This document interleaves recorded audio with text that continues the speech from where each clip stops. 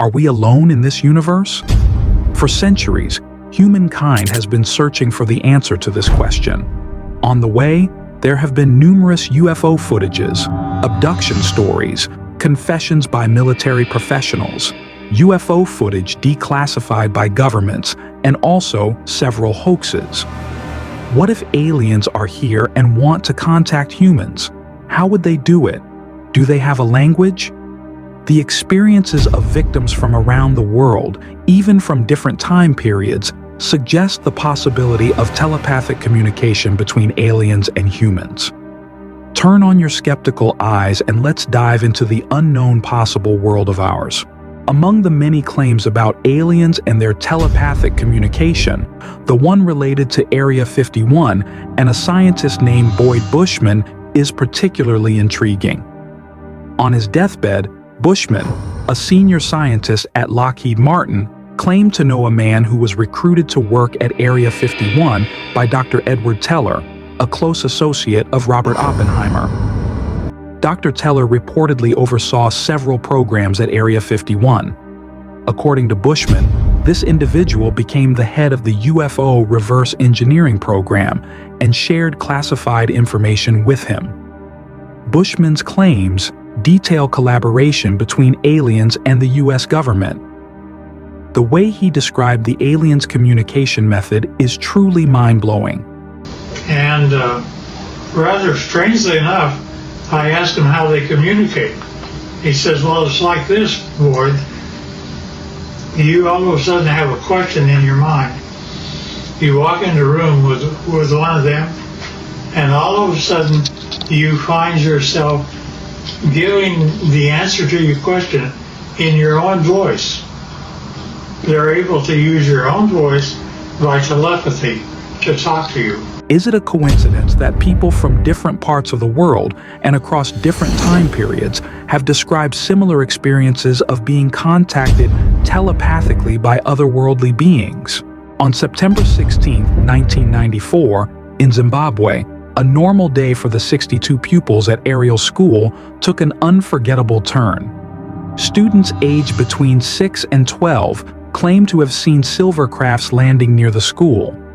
What makes this incident particularly compelling is the remarkable consistency in the students' descriptions. Each and every one of them told the same story repeatedly, seeing silver crafts land and strange-looking creatures emerging from them.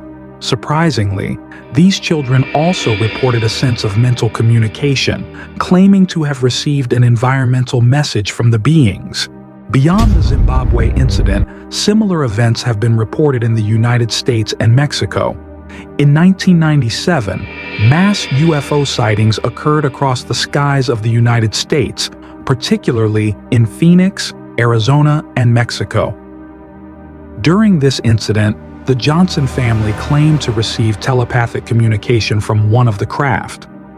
A thought reportedly popped up in their minds, assuring them that there was no need to worry and that it was simply a demonstration. These experiences aren't confined to Western countries. Similar claims of telepathic communication with aliens abound throughout Asia. In 1998, in Kaukala, Thailand, a man named Ajarn Wasana Chuensumnaon reported receiving a message from an alien while meditating. He and his sister, Somjith Raypath, subsequently established the UFO Kaukala group. The group believes aliens mentally convey information about impending natural disasters to them during meditation. In 1975, Travis Walton, who claimed to have been abducted by alien beings, described experiencing telepathic communication with them. In 1875, Madame Blavatsky, a Russian-American author, claimed to have been in telepathic communication with a higher being in Himalayas, which she called as Mahatma. While it's easy to dismiss the preceding incidents as hoaxes or figments of the imagination, the following account may challenge that skepticism. Srinivasa Ramanujan, a brilliant Indian mathematician born in 1887, presents a fascinating anomaly. Despite lacking formal education or a specialized math teacher, he possessed an uncanny knowledge of advanced mathematics. Notably, he formulated equations crucial for black hole studies years before its discovery. Ramanujan attributed his knowledge to visions of a Hindu goddess, Devi. Even without having influence from the outside world, he made Bernoulli's numbers and countless other contributions to the maths. Ramanujan said that it was Devi, an Indian goddess, who gave him the knowledge in his visions. In all these cases, there are these supernatural being who communicates with these victims in their mind.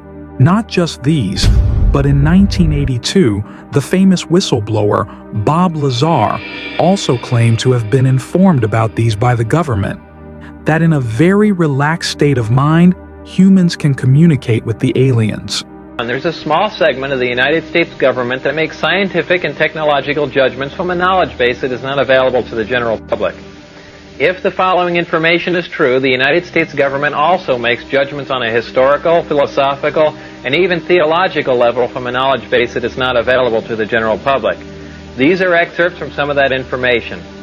I was hired in December of 1988 to replace one of these men. These beings conveyed information about the capability of affecting the human brain to anesthetize the human body. This is done without any physical contact from a remote source.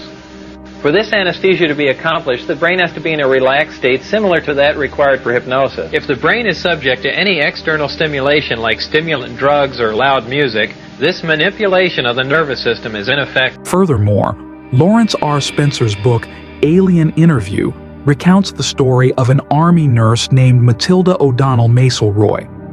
According to the book, Macelroy claimed telepathic communication with aliens, allegedly recovered by the military after the Roswell crash. She entrusted her diaries to Spencer for publication, seeking a way to share her experiences without personal repercussions. These examples, alongside countless others, suggest not just extraterrestrial existence, but the possibility of telepathic communication with them. Now it's time to fact-check.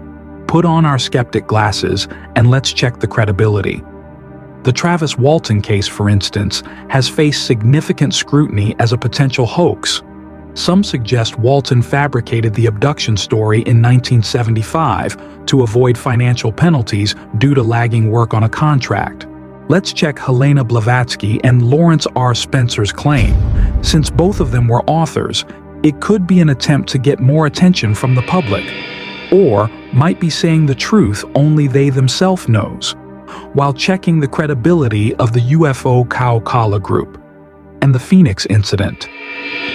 The Phoenix UFO sightings have been witnessed by many, but the telepathic communication can be a delusion. While considering the Ariel School incident, there haven't any prominent arguments to claim it as hoax. Also, the same goes for the Ramanujan incident, where it was called as God who gave him the knowledge. In all these incidents, some might be hoax, but these still remain as mystery. Ariel School incident and Ramanujan story will always keep questioning our mind about the endless possibilities of this world. Whether aliens exist or not, let's check it out together and be ready to get amused when we know the truth.